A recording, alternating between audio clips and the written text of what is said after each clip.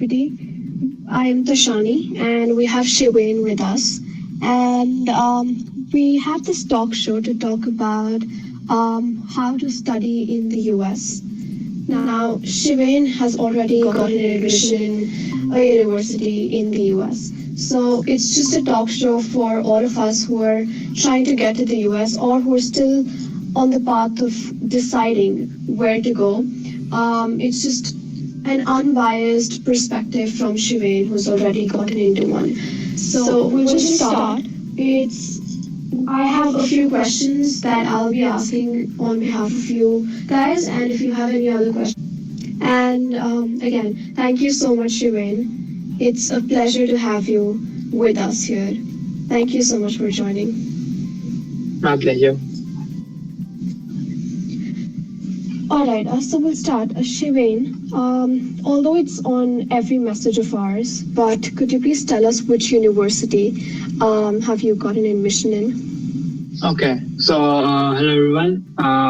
I got admitted and I'm going to attend University of Massachusetts Amherst this fall. That's great. And did you get any scholarship? Yes, so University of Massachusetts provides a merit scholarship to international students, and I got the maximum scholarship that is $16,000 per year provided to any international student. That's great. And which course have you chosen? I'm going for a computer science course. Okay, and is it that there's a specific course, or anybody with any course can go, or as in, is there a stream? Which stream? Okay, so it's not a stream basically. In US, subjects are called majors. So mine is a computer science major. I think the question that you're trying to ask is the scholarship for any particular major, and the answer is no. The scholarship can be availed by any major student. Okay.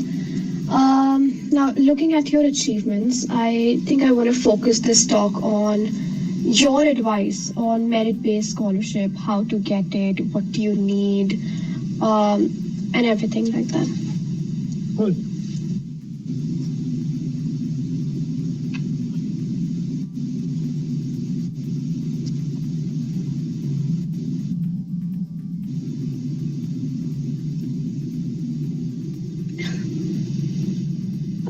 Okay, so for your merit-based scholarship, what exactly do you need, and what is your advice on anybody who's going for merit-based scholarship? Okay, so I'll talk specifically first about my college. So in my college, the merit scholarship is based on a few factors, such as, first of all, your high school grades. They are very important. Second, your SAT/ACT score plays a huge role. And after considering these two factors, they look at your extracurriculars and your achievements in the high school. So the scholarship is totally based on these two factors. You do not have to write any additional essay, apply separately for the scholarship. You are automatically considered for the scholarship. Okay. And what exactly do you need to do to get into a nice university? Okay, so in US there are around 4,500 universities, and I guess most of you have seen the top 100, top 50 universities blasting in your face while researching about US universities, right? So the thing is that in US there are two tiers of universities that provide merit scholarship. One are the universities which are like very prestigious, such as the Ivy Leagues. They provide financial aid to international students. Then there's the tier 2 colleges, such as not to name, but the universities in the ranking of around 15 or 20 to around 100. So the thing with these universities is that they don't have so much funding to provide scholarship to international students, and they are not that well known, so that many students apply to these universities. So these universities refrain from providing scholarships to internationals. Then tier 3 colleges, like from 100 or 200 onwards, these universities, not many people apply. So they, to attract international students, they again provide merit scholarships.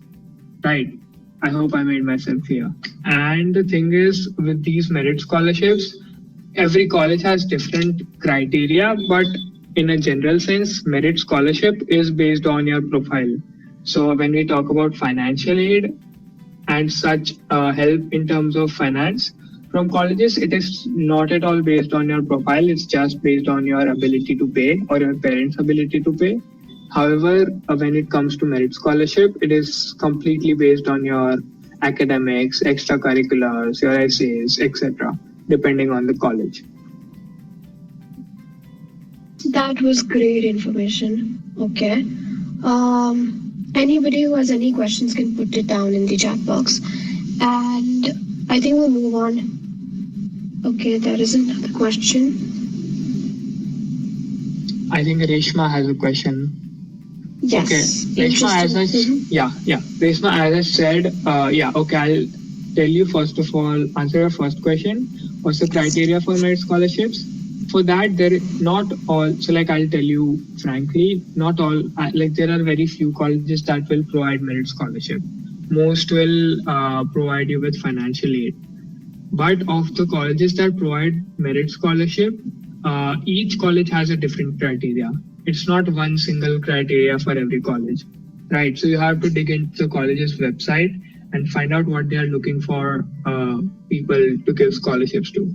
Second, yes, I believe most colleges, like they have a common factor that you have to meet certain benchmark of with your SAT score. Talking about I got a 1500 in SAT. Then your high school grades matter a lot. After this, your extracurriculars, what have you done in high school? All these things come into play. But again, I'm not saying all colleges follow the same factors. You got to look into the college's website, see what they're looking for. Some colleges I've seen they ask for extra essay to be considered for merit scholarship. Some colleges have a totally different application, including an interview to be passed for merit scholarship. But specifically about UMass, there was no such thing. You are automatically considered. Okay. And are there any specific resources that you suggest for maybe preparing for this, any university basically? Okay. So let's see. Resources for merit scholarship. Is this what we're looking for? Mm-hmm. Right? And SAT preparation. Okay. For SAT preparation, okay, then there's two different things. For SAT preparation, I would suggest everyone to use Khan Academy. That's what I use most of the time. And then there's the official SAT guide. Doing this and then giving tons of practice tests should get you at least to a 1500 or a 1450. Okay. That's for the SAT. Then for merit scholarships, specifically, I didn't remember using any such resource. What I did is I just shortlisted the university, and then while I was going through the college's website, I just searched a few terms related to merit scholarship, and that could easily then I could easily know if that college offered any such merit scholarship or not. But I guess so that you don't get shocked, there are very few colleges that provide merit scholarship, especially the top ones. Most of the top ones provide financial aid. So yeah. Perfect. Okay. Do you suggest going to an education consultant for all this, or is it just a waste? Personally, I did not use any education consultant. I believe all the information is there on the internet. So the way I see it is, educational consultant just takes your money to search the internet for you, and so like you don't waste your time. It's just a trade between time and money. Yeah. So if you have the time, I would suggest you do your research yourself, because then on the questions you have in your mind, you can get answers to instead of going to a third person. Okay. And how about financial aid? Do other than Ivy League? I need to read. Great question. So when it comes to financial aid, we all have heard that Ivy League are known for it. Like they provide financial aid to internationals. I believe the year I applied last year, I think there were 5 colleges in the US that provided financial aid to internationals. However, I've seen in the news that this year, I think Brown is an addition, and I think one more college also will start to provide financial aid this academic year. So that brings the number to 7, right? So yeah, exactly, hardly any. Also, the thing is with these institutions, the 7 colleges that do provide financial aid, even though they say on their website that you are equally considered for financial aid as a domestic student, you are not. The statistics speak for themselves. You can look up the number of students from India going to US on financial aid. From my memory, I believe there are around 150 to 200 students who go to these Ivy League universities from India, and of the 200, hardly 10 or 15 go on financial aid. So you can see that getting financial aid is even harder than getting in, right? So yeah, I would suggest definitely if there's a university offering merit-based scholarship, it would be clearly better because then your factor of paying does not come into play. Just your profile is important. Perfect. Okay. And what are the criteria and how to exactly choose which university to enroll in? Okay. So this step comes later. So once you have applied to universities, you get the decisions and of all the universities that you get accepted into. So like what I did is I got accepted to around 8 universities. Now I had to choose between them. So what I did is first of all I looked at the scholarships that each university was providing.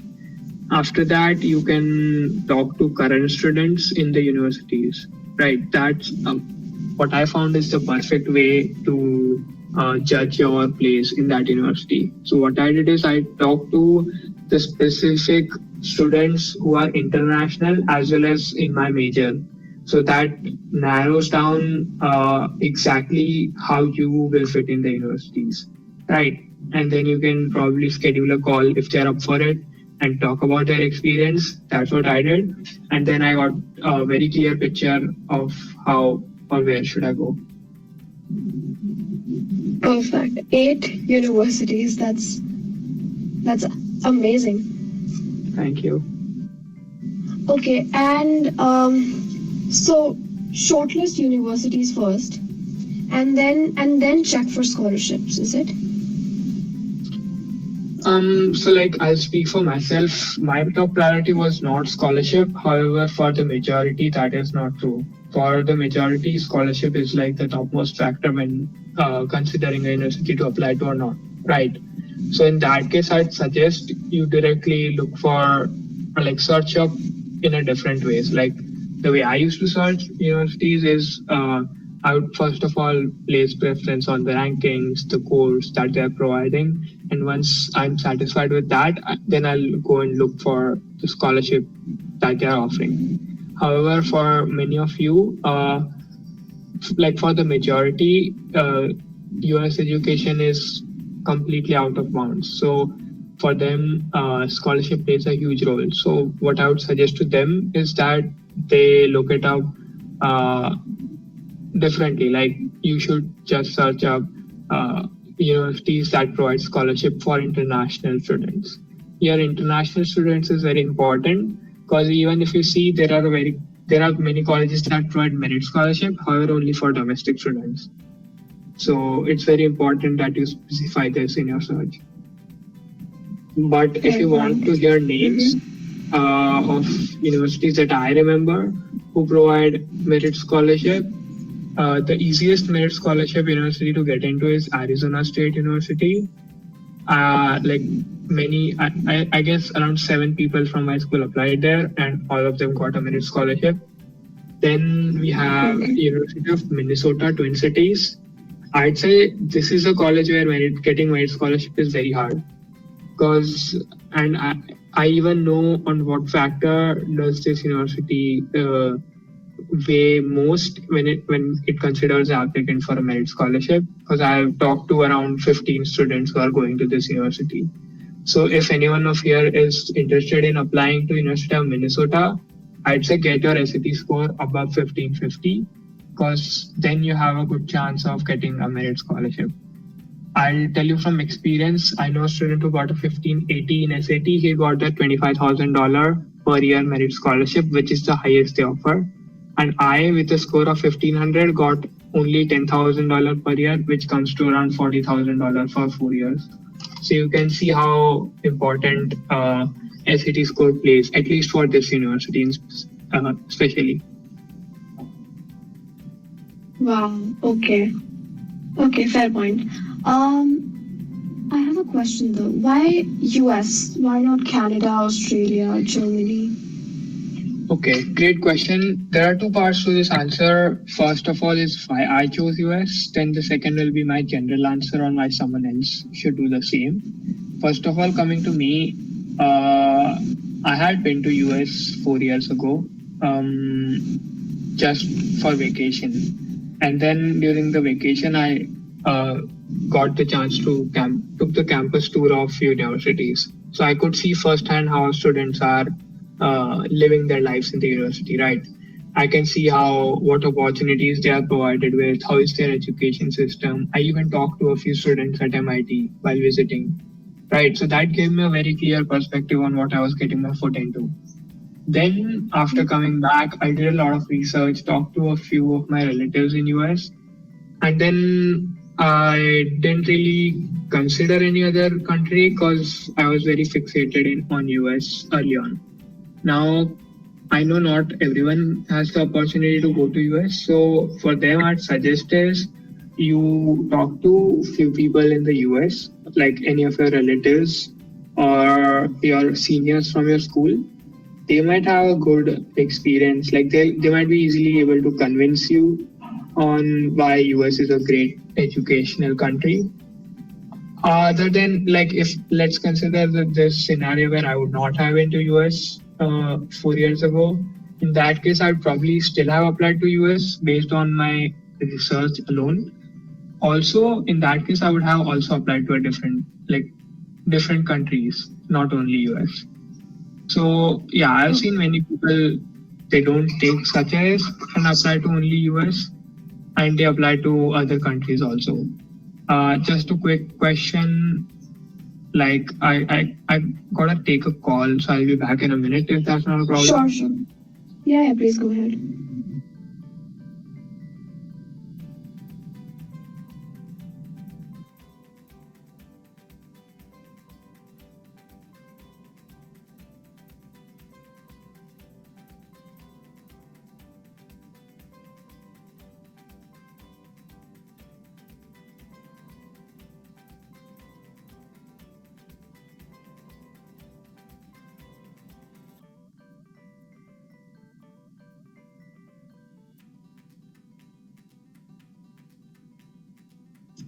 Sorry for the interruption, guys. I'm back. Okay, perfect. Okay, I think we got a Okay. question. Yes. Okay, that's a very important question that is there in the minds of many students when they apply for education overseas.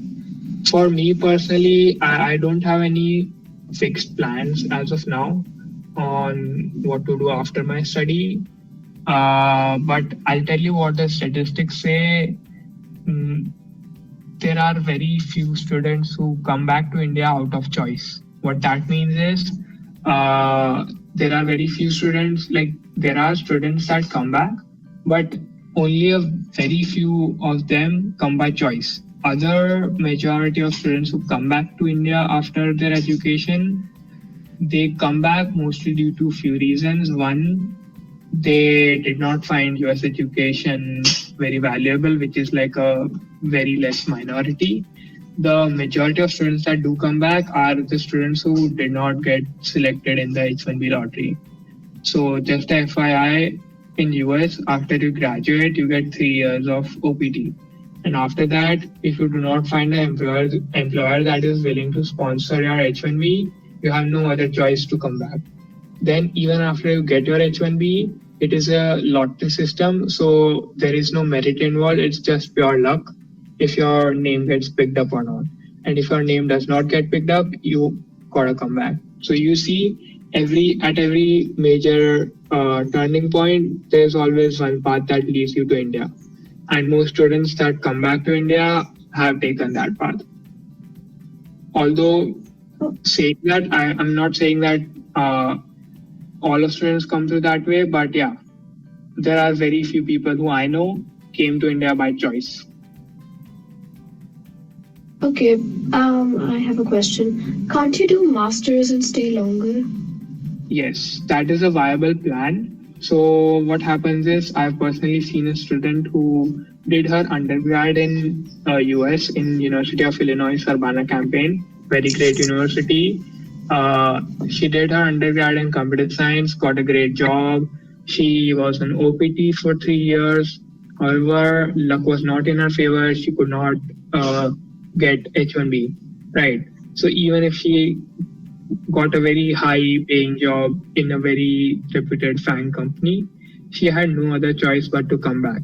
But in her case, she hadn't done her master's.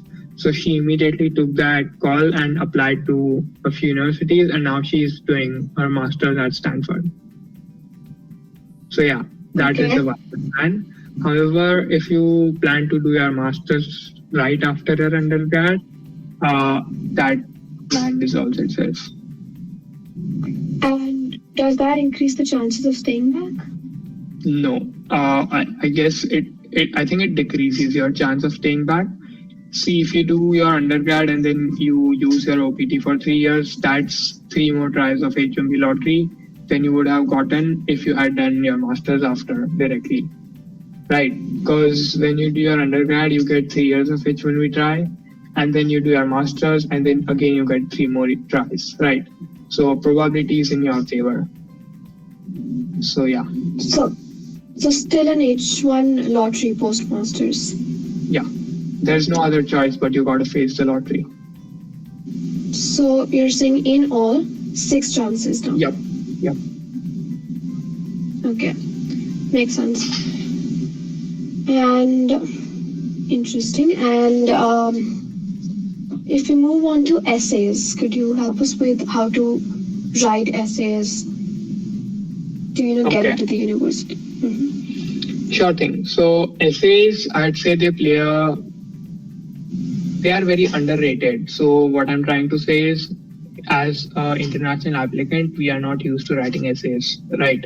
I think for most of you guys, essays, you will be writing essays for the first time when you are filling out college apps. So the thing is that, however, the US students, they are very well versed with writing essays since the start of the high school. So the thing that the college applicants are looking for is our ability to write essays at a level of an equal applicant in US, applying from US, right? So this is something that you might not have heard anywhere, but I have talked to a lot of students, and this is something I'm saying from observation. So what happens is, when an admission officer is seeing applications, they have lived their life in US. They have seen the US education system, right? So it makes them easier to recommend your profile or your application to a board of admission if they can easily see that, okay, even though you have studied in India, you are as capable or even more capable student than someone in US, applying from US, right?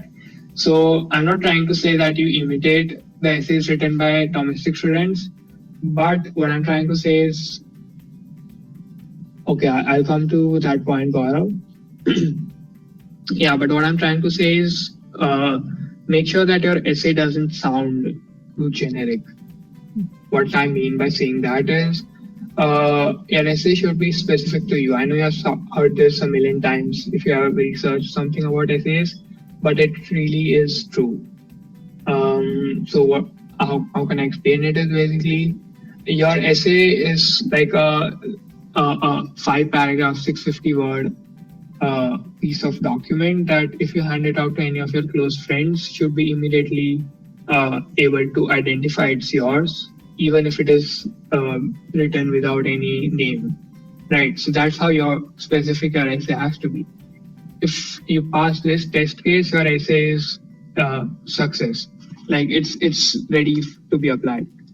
Then yeah, coming to Gaurav's point, but that's hard unless you get outside help. Talking about myself, Gaurav, I did not get any outside help. Right. I completely wrote my essays by my own. I got them reviewed, like to my school counselor and my a few of my seniors, right? Because they have written the essays themselves. I would say, uh, if you can, I would say you should get a outsider reviewer essay, but that is only if you can. Okay, it's not a compulsion. Like I did not, and I'm still here. Right. So, but the main thing with the essays is that you gotta make them specific. Because look at what the admission officer is seeing. They are reading close to 50 to 100 essays a day. Right. How do you make an essay stand out? If you can just get that ingredient right, your essay is above the benchmark. One more thing is with essays, I've seen many students fall into is they try to write great essays. I'm saying there are no great essays. Okay, every essay is either bad or good. There are no great essays. Why? Because essay is a very subjective thing. If an essay is great for a one admission officer, it might be very bad for another. Like while I was researching, so the thing is in US, the college that you go into, like you commit to and then you attend, you can take a look at the admission file, your admission file, you apply to that university. So like for example, I'm going to University of Massachusetts. When I go there, I can request to see my admission file, like what the admission officers might have seen when I applied. And in that admission file, there are comments like what did the admission officers think of my application, all the comments that they left, I can see that. But you can only see that of the university you attend. However, on YouTube, if you go, there are tons of students who have done that for the prestigious universities that they've gotten into. So talking about one case, a student who got into University of Michigan reviewed the admission file, and I'm not yet at my universities. Like I'll be going this fall. However, if I get the chance, I'll definitely see my admission file. Yeah, coming back to my point, I was saying there was this student at University of Michigan whose admission file was reviewed by 3 admission officers. Okay, this is also one more thing. Your admission file is not only reviewed by one person, it's at least reviewed by 2 person. And then if it is a likely candidate, it will be reviewed by the board of admission. So for this specific student, it was reviewed by 3 admission officers. And for the same exact essays, one of the admission officer wrote very badly about an essay, however, the other appreciated it. So this clearly shows the stark difference in the minds of admission officer when they are reviewing your essay. Okay, so this is where the factor called luck plays in. You can't really control who reads your admission file. So I guess you should not really worry about it because it's beyond your control. Yeah. That's honestly a really good lens to assess the quality of an essay. Now look, do they have more questions or can we move on to No. There are no questions. We are just commenting. Okay. So look on Instagram, LinkedIn, Twitter, everybody today is trying to build their profile, and it's something that's widely spoken of. But what we want to know is what exactly is profile building? Great question. I think this could take a day to answer, but in short, profile building. So I'll tell you what I did is when I was applying to college, I don't know if this is something recent, but when I was applying from the school that I come from, not a lot of people apply to abroad in specific, right? So like every year, max to max 10 people apply to US. Okay, so you can see that I didn't get any. Like if there are 50% of students from your school apply to US, you at least see your seniors and then you get to know, okay, this is an viable option, and then you can follow the path that they did, right? But there was no such late path for me, right? So all the profile building, like I haven't even heard the term profile building till like very end of my college application journey. So that's what I think I worked for me. So what I would suggest is forget profile building, right? Do what interests you. Like don't go into any activity with the goal that this will help my college application. No, that's a big no. Like that worked for me. So I'm just saying, okay, no hard comments. But what I'm trying to say is high school gives you an opportunity to grow, explore your interest. And then that is what exactly colleges want, right? Especially if you try to build profile just to apply to colleges, they read 50,000 applications every year, right? And they can easily pinpoint which student did activities out of interest and which student did activities just to put it there, right? So I think it just harms you. Like, yeah, I'm finding it hard to word it, but I guess you can get my point, right? Don't try to Absolutely. build your college application. Just try to do stuff that interests you and then go very far in it. Yeah. Okay. Okay, but what about extracurriculars? Because this portion is there in the application. So how do you make your profile holistic? Okay, so I think this is a term that is thrown around very lightly, holistic. I agree that US admission is holistic, but um, how do I put it? So, yeah, I agree that US, like if you compare the US application to India, they aren't looking just for a plain number on a screen that you have earned with 2 years of hard work. Okay, that's not what they're looking for in US, right?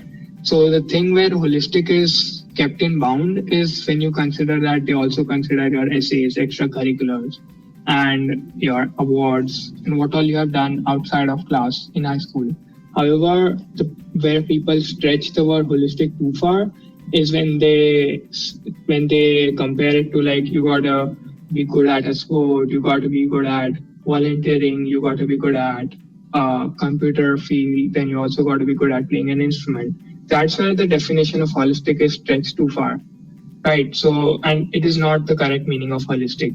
What holistic means is that you got to um, so just plain definition of holistic means that do something outside of your classroom, right?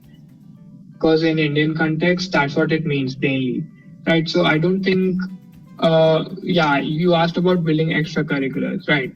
So there's no such thing as building extracurriculars. You just, like every person here has their own set of interests that they're developed right up to this point in time. You just explore that interest, see what opportunities lie there, and see what meaningful thing you can get done out of it. That's what is the point of an extracurricular for college application, right? So instead of seeing it the way everyone sees, you got to see it in a way around. I think that's the way you can crack college applications.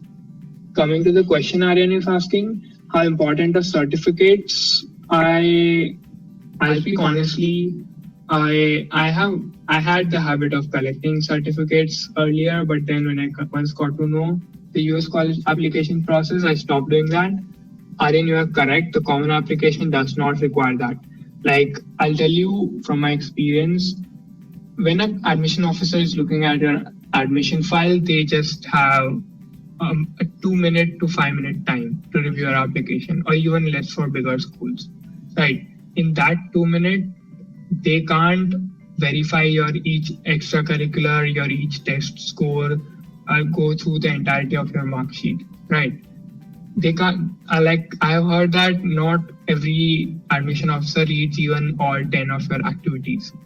That's how less of a time they have. Right. Yeah, exactly. Your 2 months of effort or 4 years of effort gets washed down in just 2 minutes. Right. That's a bummer.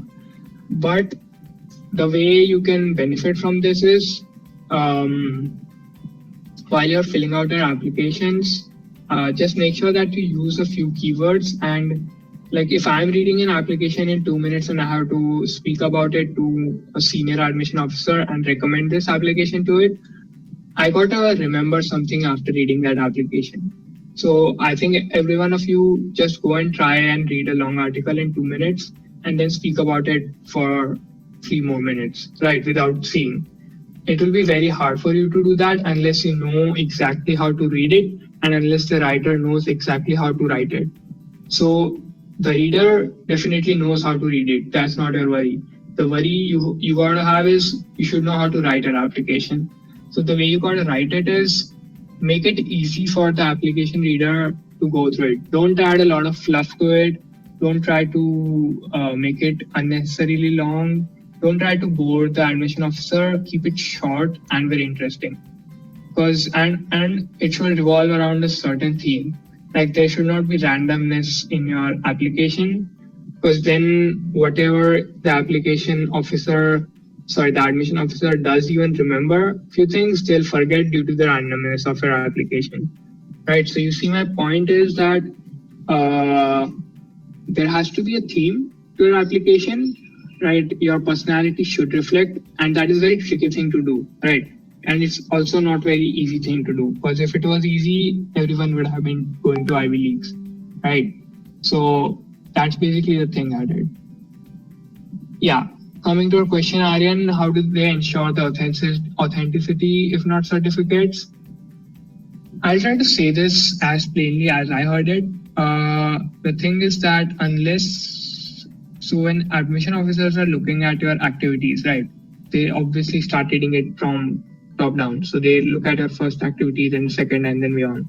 So first of all, very key point is you got to place your most important activity at the top, because there's a 90% chance that the admission officer won't even read the fifth, sixth activity if first or second does not impress them.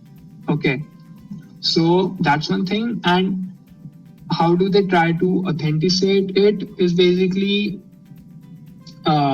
so unless you have done something out of the box, out of the world, like let's say someone is running a non-profit and they have raised $5,000. If I put that on our admission file, no one's gonna care. They just look, okay, great, and then move on.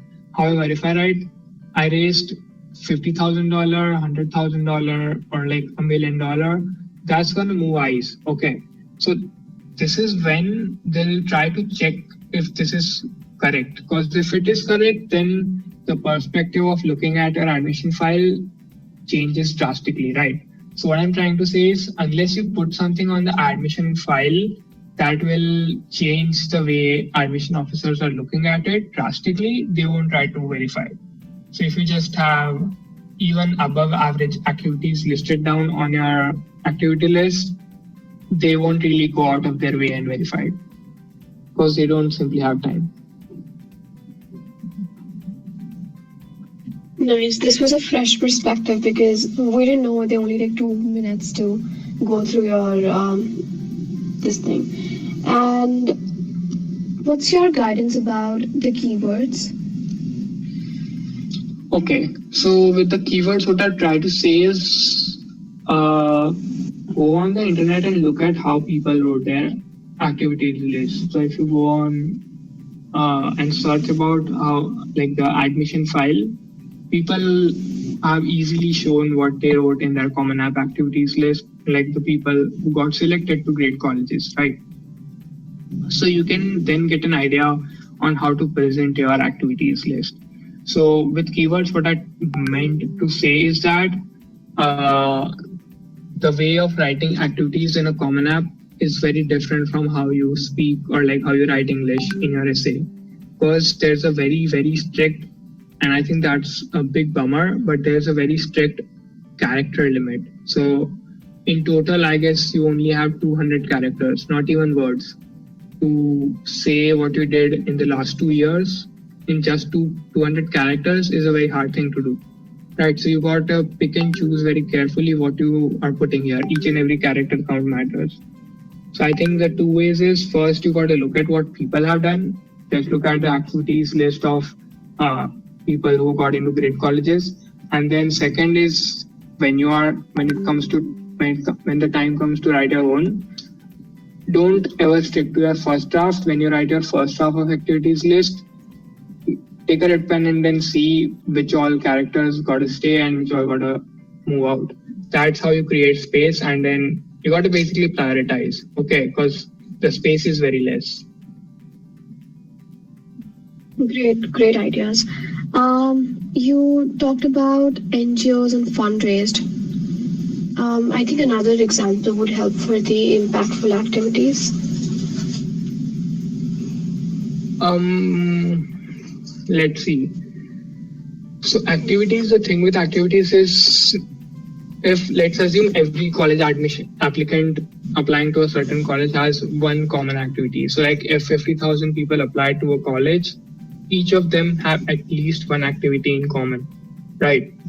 That makes it very hard for an admission officer to choose one applicant over the other. You see the problem, right? So the thing with activities is, yes, they should match your interest. Yes, they should tell your story.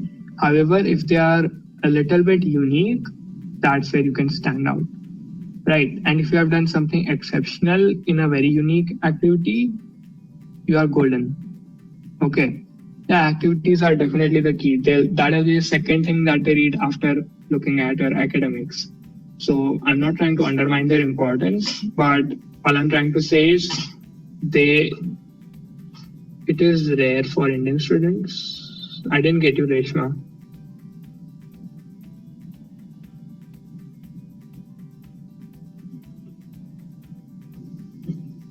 I guess you can come on the mic and tell what you're exactly trying to say. Oh, okay. I see your point. Right, exactly. That's the thing is with when you're applying to US from India, the thing is that US college application is completely opposite of Indian college admission process, right? So that's where most of the people fall in. That's where their worries like, how do I balance both, or like how can I make both of these work? The thing is you don't have to. You gotta choose one and then stick to it. That's a mistake that I made in the start, and I completely regret doing it for 2 years. However, I got the point and I switched to completely US at the beginning of my 11th grade. And that was key for me, because if you see the 10 activities that are listed down on my Common App, 7 of them were done in the 2 years of my high school after I completely discarded going and applying to Indian colleges. You see, because I see no point of applying to both India and US unless you are doing it for backup purposes. And in that case, I'd suggest if you are completely set on going abroad, instead of applying to US and India, I'd say apply to US and another country like Canada or UK, because they have somewhat similar application process as US. So wherein all the efforts that you're putting into US application process won't go in vain. Yeah. Okay, that was a great perspective, honestly. And what's a much needed score in high school to get into a good university? Good question. So the thing is with academics, it totally depends on college. So speaking from the colleges that I applied to, if the college is safety for you, if it is having a very high acceptance rate, they'll probably not even look beyond your high school grade, right? That's the thing with Arizona State University. I know a lot about Arizona because a lot of my friends are going there, and also I applied and I talked to a lot of students. The thing there is, if you cross a certain barrier in your high school grade or your SAT, they won't even look or spend a second looking at your activities or your essay. They'll just admit you. That's how easy it is to get into Arizona State University, right? So for academics, I'd say it totally depends from college to college. Some colleges, none of the colleges will have a strict requirement that they'll put it publicly that, okay, we are looking, if you want to apply to our colleges, you got at least have a 90% or 3.9. Okay, none of the colleges are going to do that. But to be on the safe side, if you are coming from India and you are studying in CBSE, ICSE, or any state boards, I'd say a safe margin is 90% above every single year of high school.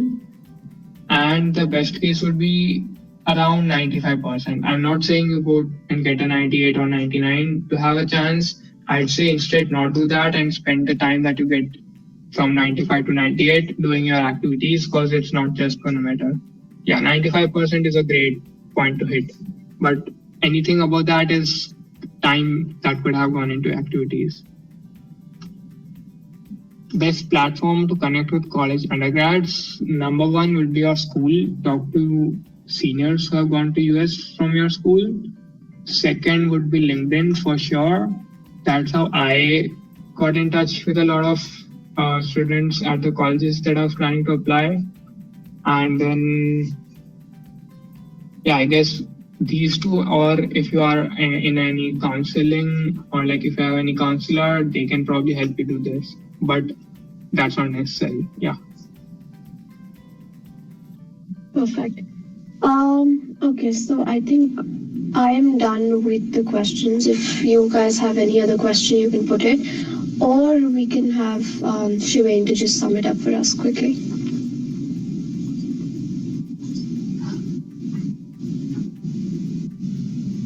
All right, guys, any questions?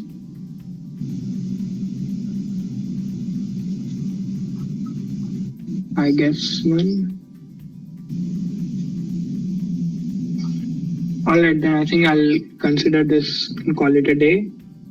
Thanks everyone for coming out. Thank you, Reshma, and I wish you guys all the best.